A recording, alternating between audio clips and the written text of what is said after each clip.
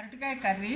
దీనికి 2 అరటికాయలు తీసుకుని ఇవి బాగా క్లీన్ చేసుకుని పైన తొక్కంతా తీసేయాలి ముందరగాను.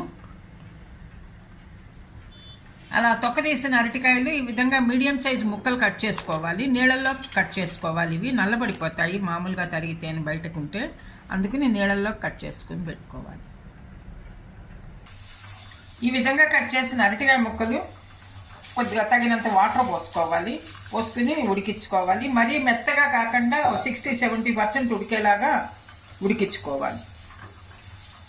ముక్కలు ఉడికాయి. ఇంకో ఈ విధంగా ఉడికితే చాలు. ఇలా చూసుకుంటే మనకు కొద్దిగా ఇలా మరీ మెత్తగా కాకుండా ఎక్కువ మ్యాష్ అవ్వకుండా ఇలా ఉడికితే సరిపోతుంది. ఇందులో ఉన్న వాటర్ కూడా స్ట్రెయిన్ చేసేసి పెట్టాను.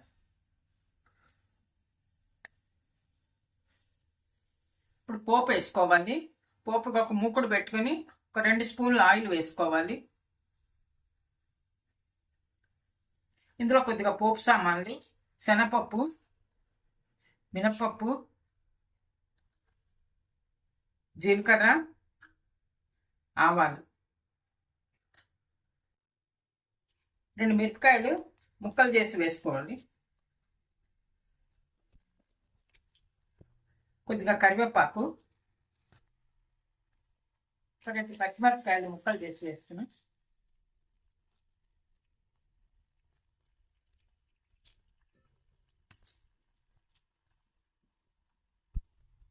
ఉడికించి పక్కన పెట్టుకున్న అరటికాయ ముక్కలు,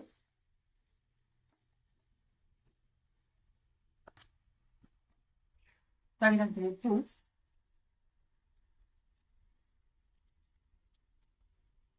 పసుపు కొద్దిగా, ఇందులో 2 స్పూన్లు ధనియాల పొడి,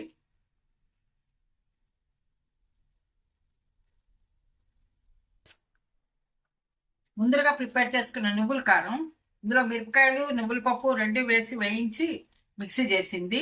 ఇది వేసుకుంటే కనుక చాలా రుచిగా ఉంటుంది. ఈ పొడి వేసుకుంటేను 3 స్పూన్లు నువ్వుల కారం వేస్తున్నాను.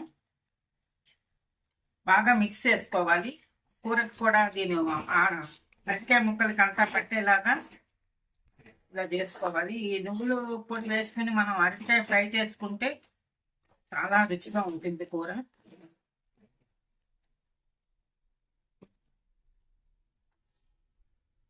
కొద్దిగా కారం వేస్తున్నాను. చూసి వేసుకోండి కారం, ఎందుకంటే పచ్చిమిరపకాయలు వేసాము, నువ్వుల కారంలో మిరపకాయలు వేసి చేసాము, అందుకని చూసుకుని వేసుకోవాలి. కారం మనం తినేదాన్ని బట్టి చూసుకోవాలి. ఈ నువ్వుల పప్పు వేసి మనం వండుకుంటే కనుక ఆరోగ్యానికి చాలా మంచిదండి. అందుకనే నువ్వుల పొడి బాగా వాడుకుంటూ ఉండాలి మనం కూరల్లోనే, దాంట్లోనే.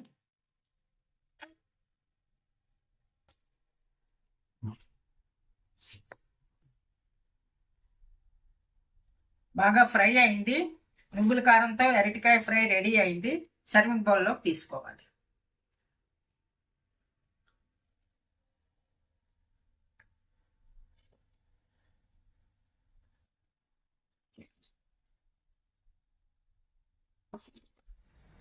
అరటికాయ నువ్వుల కారం ఫ్రై ఇది వేడివేడి రైస్లోకి మనం సర్వ్ చేసుకోవచ్చు.